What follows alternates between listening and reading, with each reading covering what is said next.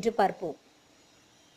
ஒருவர் தினமும் 30 முதல் 60 நிமிடங்கள் நடைபயிற்சி மேற்கொள்வதால் ஆரோக்கியம் மேம்படும்.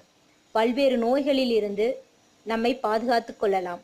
நடைபயிற்சி சாதாரணமாக செய்யாமல் 8 வடிவத்தில் நடப்பது மிக மிகச் சிறந்ததாகும்.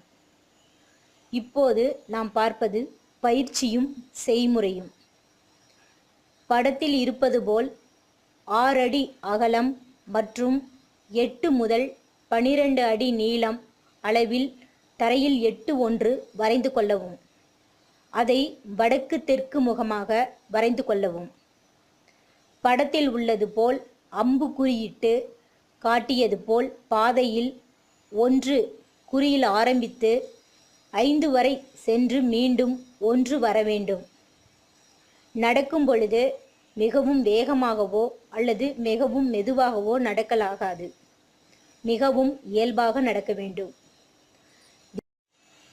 தினமும் காலையும் மாலையும் 15 முதல் 30 நிமிடங்கள் நடப்பது மிக சிறப்பு.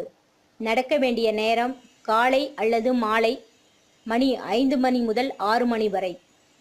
வெளியே செல்ல முடியாதவர்கள் வீட்டுக்குள் நடக்கலாம். நல்ல முறையில் பயன்பெற இந்த பயிற்சியை இடைவிடாது குறைந்தது 21 நாட்கள் செய்ய வேண்டும். நடைபயிற்சி முடியும் வரை மௌனமாக நடக்க வேண்டும்.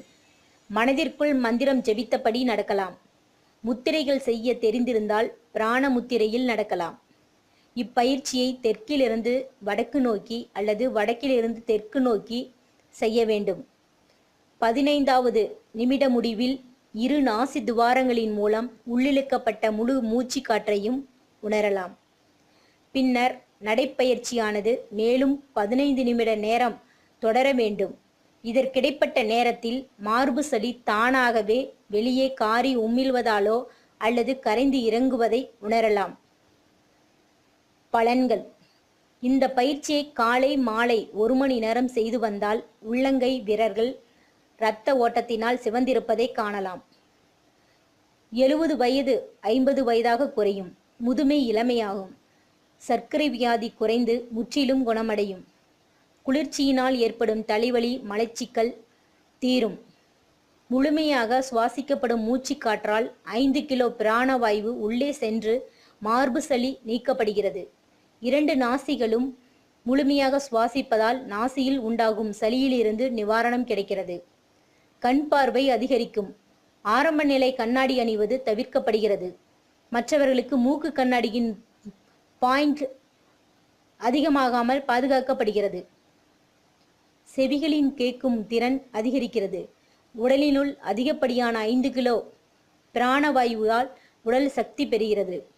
காலையிலும் மாலையிலும் 1 மணி நேரம் இந்த பயிற்சியை செய்து வந்தால் ஹெர்னியா அதாவது குடல் இறக்க நோய் குணமாகும். அளவான நடைப்பயிற்சியால் இரத்த அழுத்தம் குறைக்கப்படுகிறது. 2 வேளை 30 நிமிடம் செய்தால் பாத வெடிப்பு மூட்டு வலிகள் மறைந்து விடுகின்றன. முதியோரும் நடக்க இயலாதோரும் பிறர் உதவியுடன் சக்கரவண்டியின் மூலம் செய்து பயனடையலாம். தினமும் 8 நடைபயிற்சி செய்வதால் நாம் ஆரோக்கியமாக வாழ முடியும். உடல் பருமன், இரத்த அழுத்தம், இதய நோய், ஆஸ்துமா, கண் நோய்கள், மூக்கடைப்பு, தூக்கமின்மை, மூட்டுவலி, முதுகுவலி, மன இறுக்கம் போன்ற கொடிய நோய்கள் கூட மெல்ல மெல்ல பூரணமாக குணமாகி விடுகின்றன. நல்ல முறையில் பயன்பெற இந்த பயிற்சியை இடைவிடாது குறைந்தது 21 நாட்கள் செய்ய வேண்டும். செய்து பயனடையுங்கள். நன்றி நேயர்களே.